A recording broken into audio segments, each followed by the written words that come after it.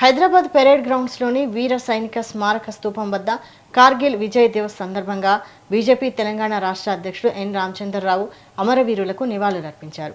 కార్గిల్ యుద్ధంలో భారత సైన్యం ప్రదర్శించిన ధైర్యం, పరాక్రమం, త్యాగం చరిత్రలో చిరస్థాయిగా నిలిచిపోతాయని అన్నారు. దేశ రక్షణ కోసం ప్రాణాలు అర్పించిన వీర జవాన్లకు నివాళులర్పించారు. దేశవ్యాప్తంగా కూడా కార్గిల్ విజయ్ దివస్ ఈరోజు అందరం కూడా మనం జరుపుకుంటున్నాము.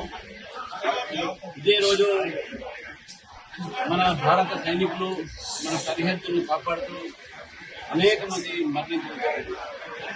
వారికి దేశం కోసం బలిదానం చేసేట్టుగా కార్గిల్ యుద్ధంలో ఓడిపోయినటువంటి ఒక సైనికుల వారికి వాళ్ళ అమరవీరుల పెరేడ్ గ్రౌండ్ లో వారికి నివాళులు అర్పించి టివోలి గార్డెన్స్ లో ex service men cell Bharatiya Janata party వారు నిర్వహిస్తున్నటువంటి ఈ యొక్క మీటింగ్ లో రాయని గారు ఎంపీ, అదేవిధంగా మన ఎల్ నరసింహారెడ్డి గారు మాజీ చీఫ్ జస్టిస్ పట్నా హైకోర్టు వారు కూడా రావడం జరిగింది.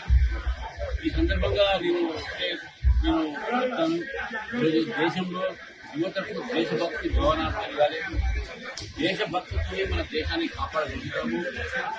దేశం పెరగాలంటే, ముందుకు పోవాలంటే జాతీయ భావమే యువతలో పెరగాలి.